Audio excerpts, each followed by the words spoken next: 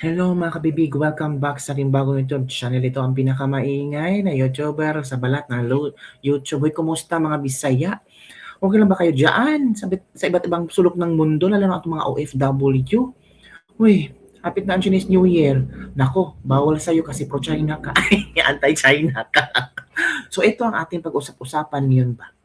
Usap-usap, pag-usap-usapan sa Bisaya ka na nag-usap ka, nagkaon. Pero sa Tagalog, yung ating ichika-chika. Eto na kabibig, kakahiya. Grabe. Sa panahon ni BBM, ang Pilipinas ay isa sa pinakakorap na bansa sa buong mundo. Hala, grabe. At alam mo ba kung ano ang rason, sabi ni Claire Castro? Ito na. Nakakahiya. Dahil lang kay Duterte kung bakit ang Pilipinas ay isa sa pinakakorap na bansa sa buong mundo. At si BBM daw ang tagalinis at nilinis ni BBM ang Pilipinas dahil sa pagkakurap ni Digong. Hala, naunsa man na naunsa in taon ka deklaro. Uy, mag-aapat na taon na si PBBM sa kanyang pwesto, digong ka pa rin? Hindi ka pa rin naka-move on, day. Sa panahon ng pandemic, day, buhay na buhay ang ekonomiya ng Pilipinas. Diba? Tapos sasabihin mo, si Digong ang pinakakurap. Si Digong, dahil kay Digong, kaya pinakakurap ang Pilipinas. At si BBM yung, savior. Si BBM ay isang anghel na nililinis ni BBM ang kurakot sa Pilipinas. So meaning, pagkaupo ni BBM at nag-apat na taon na siya, walang korupsyon nangyari. Uy, nabuang naman na ng bayhana. Uy, sige, kaon mo, day. Ang kaon niya butiti. Day, makabugo ba yun ang butiti, day? Or tingali, ang kaon mo, day ba? Kanang bugo-bugo sa isda. Grabe ang iyang critical thinking ba? Analytical thinking ba? Grabe, no? Twisted ka yung storya. So meaning, yung mga korupsyon nangyari ngayon ay continuation ito sa panahon ni Pangulong Duterte. Haladay, wake up. Itong flood control, mess. Grabe ang paglaganap sa panahon ni VVM. At alam mo ba, day, si Tinio, day ba? At teacher party list representative, may binulgar tungkol kay BBM. Meron daw mga message, day ba? Chat-chat nila na doon inamin kung magkano ang kickback ni BBM at alam ito ni Leandro Leveste. Kaya pala si Leandro day, ni bakasyon sa ibang bansa day, baka takot lang si Leandro Leveste na siya ang magbulgar sa hawak na lang ebidensya ng mga constant messages day. Constant messages na kung saan doon nasakpan si Marcos o mga Undersecretary Bersamin kung ano ang kanilang negotiations, diba? Sa corruption, deliver this money to my house in Forbes Park. Bilyones ang delivery. Kaya galit na galit si Tinio day na binasura ang impeachment kasi si Tinio, diba? Makabayan black. Merong ebidensya.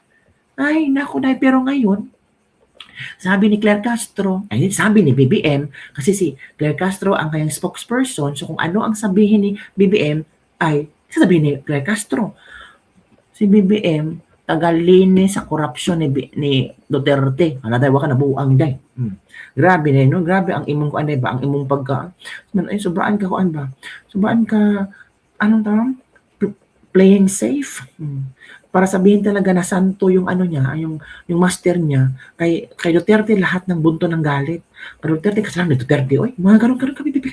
So eto kabibig, i-share ko sa inyo, basta ko sabihin yung gawa ko na ang chika-chika nito. Hindi, oy, hindi ka to gawa, o basahin nyo ha, o yan, o, yan.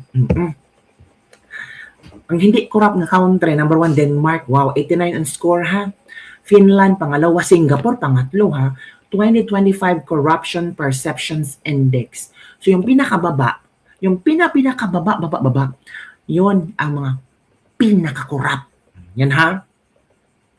Bumaba ang rank at score ng Pilipinas sa 2025 Corruption Perception Index ng Transparency International.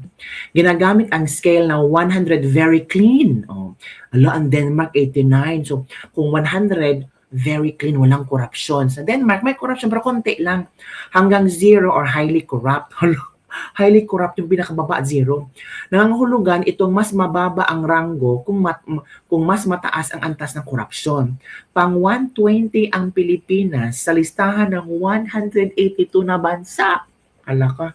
Nakakuha ang bansa ng score ng 32/100.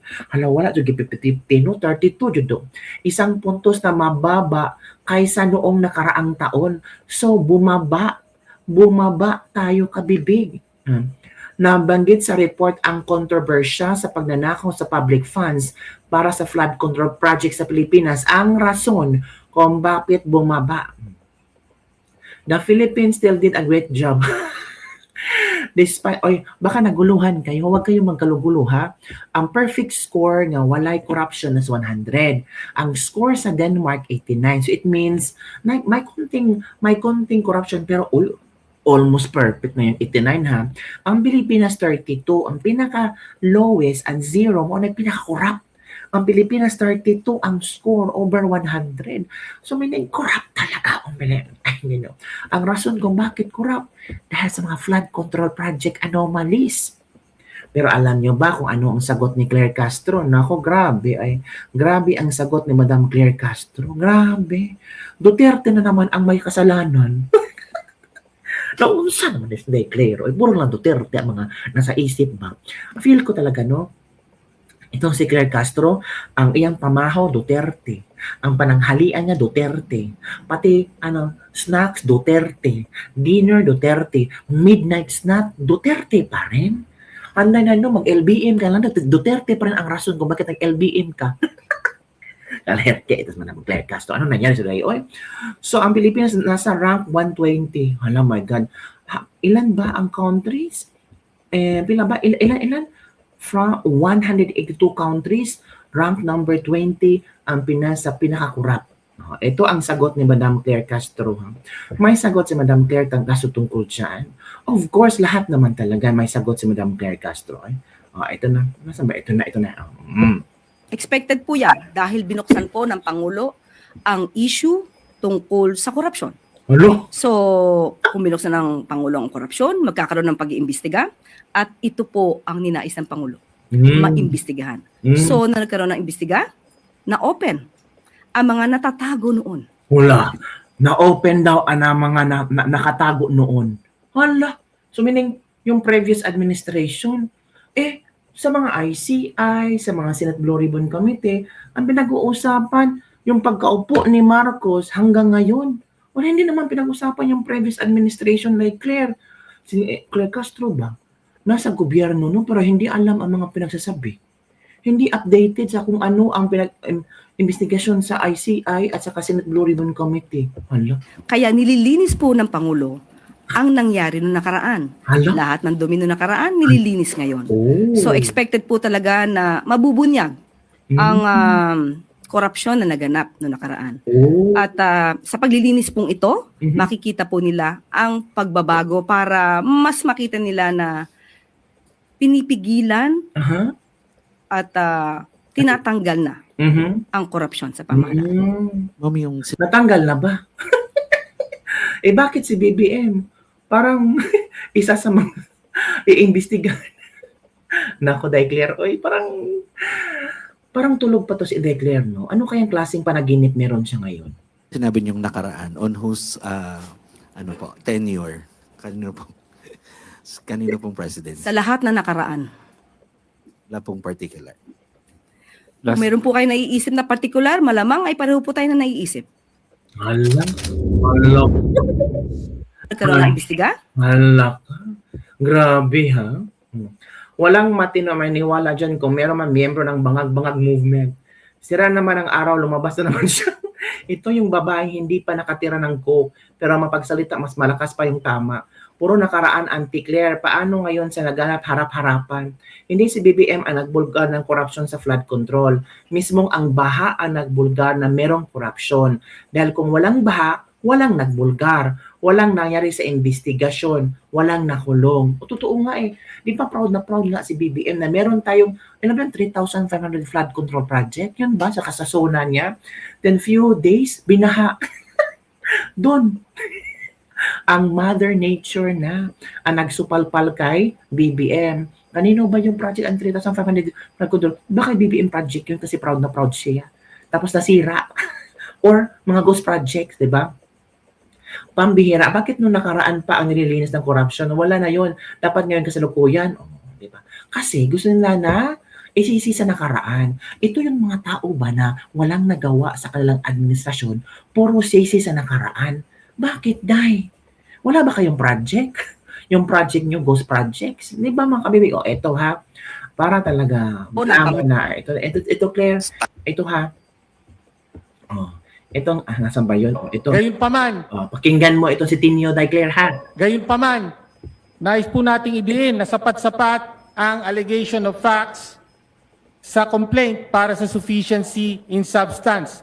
Meron pong ebidensya sa lahat, lalo na dun sa ikatlong bahagi ng complaint, ang aligasyon na direktang lumahok at nakinabang si Pangulong Marcos sa flood control corruption. So, Day, nilinisin mo si Marcos, Day. Ito, Day, si Tinio nagsabi, Day.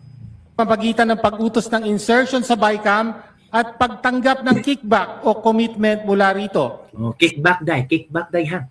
Ano naman, ayaw pag piyong-piyong, ay pagkatog-katog, Castro, paminaw ka. Pasensya na, makinig ka kay Tinio. Pasensya na makabibig ha kung ano ba, sagol-sagol itong ating ang ating vlog. May Tagalog, may Bisaya, may English, ang daming languages. Okay lang yung kabibig. Oy, makinig lang kayo ha. Para matuto din kayo ng konting Bisaya. Di ba? Sa partikular, nasa complaint ng aligasyon na ayon kay Yusek Bernardo, nasa 100 billion na insertion na inutos ng Pangulo, 52 billion ang kanyang direktang hinawakan at mula rito ay nagbigay siya para sa Pangulo ng 8 billion. 52, nagbigay ng 8 billion sa Pangulo. Wow. Hala, Day. So, hindi ito corruption, Day. Hala, Day, Claire Castro, hindi ito lilinisin ni BBM. Okay lang yun, kay BBM naman yun eh. Lilinisin din niya. Na commitment. Nasa complaint po yan. Binanggit sa complaint, ang papel hindi lamang ni Yusek Trajiv Olaivar, kundi pati ni Yusek Adrian Bersamin. Hala, Sino po ba si Adrian Bersamin? Officially, PLLO, Presidential Legislative Liaison, pero lumalabas unofficially, siya ang runner, bagman at disbursing officer ng Pangulo na Runner, bagman at dispersing officer ni BBM. Wow. Grabing trabaho tumatanggap at gumagastos ng kickback sa utos ng Pangulo. Tago eh. Merong record ng komunikasyon sa pagitan ni Yusek Adrian Bersamin at ni Pangulong Marcos mula December 2024 hanggang July 2025. Kabilang dito ang mensahe noong Marso 2025 ng pagtanggap ng delivery ng 8 billion mula kay Bernardo na pinarating kay Pangulo. Kasama ang acknowledgement o tugon ng Pangulo na okay.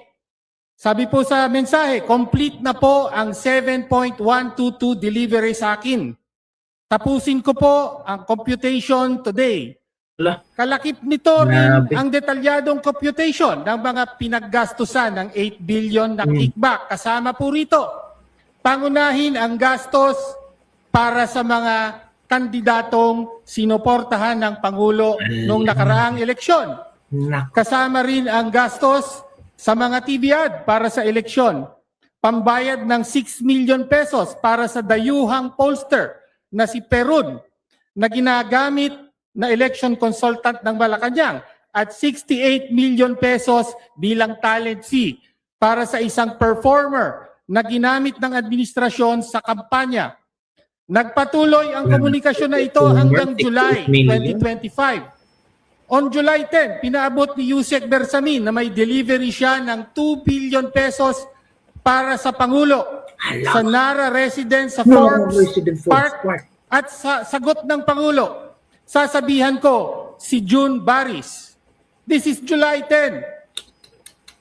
The President appears to be receiving kickbacks days before he went to Congress. Humarap siya rito at nagsabing, mahiya naman kayo. Sino po ang dapat na mahiya? bukod kay Yusek Bersamin, may kopya po ng record ng komunikasyong ito ang isa pang miyembro ng kapulungang ito, si Congressman Leandro Liviste, at pinarating sa amin sa ilan sa aming mga kasapian dito kasama si Congressman Erice. So naniniwala na kayo kay Leandro Liviste? Naniniwala na kayo? Hawak din ito ng isang LGU official na pinagkakatiwalaan ng mga Bersamin. Sa madaling sabi, may malakas na ebidensya sa aligasyon na may alam ng Pangulo ang corruption sa flood control. Direktang lumahok siya at tumanggap siya ng kickback mula rito. At nasa kapulungan ngayon ito kung boboto. Yun na kabibig ha. Galing yan kay Tinio ha. Tumanggap ng kickback si BBM ha. Ginamit sa panahon ng eleksyon at kung ano-ano pa. 8 billion. Wow. May ebidensya sila Tinio. Galing, meron ding ebidensya si Leandro Liviste. Paano sasagutin ng Malacanang? Sabi ng Malacanang. Sinagot ito ng Malacanang. Sabi ng Malacanang kabibig. Script lang yan para siraan si BBM. Kasi si BBM, nililinis niya ang mga corruption. Nililinis ni BBM ang mga corrupt. Pero si BBM, kickback. Yan ba ang totoong naglilinis ng corruption sa Pilipinas? May kickback na 8 billion? At saan naman ito nanggaling? Si Liviste may kopya sa mga messages. Si Tinio, si Erice. Alam ni Erice ito, Congressman Erice. So it means gawa-gawa pa rin yan. Halaka. So kabibig, ano ang inyong komento hinggil dito? Napakalinis magsalita ni Claire Castro. Si BBM, nililinis niya ang korupsyon sa nakaraan at hanggang ngayon hindi pa siya tapos sa paglinis. Yung flood control sa nakaraan yan, wala kay BBM. Sinabi ni Tinyo may kickback si BBM. Si insertion sa BICAM, BBM. Sinong pumira ng budget? BBM. So alam ni BBM may mga insertions kasi may kickback siyang 8 billion, sabi ni Tinyo. At may ebidensya, sinaliviste. Alak. So, yun ba ang paglilinis, Madam Claire Castro? Sagutin mo nga. Yun lang kabibig, mga kabibig ang ating latest debate po mga Bisaya. Kung saan ko dyan ha. So, i-like nyo, i-like, i-share, i-comment. Yan. Grabe no. Ay nako. Dahil kay Duterte. Ay nako. Iba kan dahil kay BBM. Sa panahon ng administrasyon ng BBM, bumaba.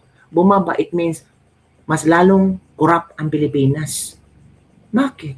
So, parang Duterte. Hindi naman parang Duterte ngayon na. Parang BBM. Ito mo, BBM ba? Takot humarap sa katotohanan. Dahil takot sila humarap sa katotohanan, si Duterte ang palagi nilang sinisisi. Para akala na ang mga tao maniniwala pa rin sa kanila. Tapos na ang termino ni Duterte, pang-4 na taon na ni BBM, Duterte pa rin ang may kasalanan. Ano ba? So yung pag-upo ni BBM parang wala lang.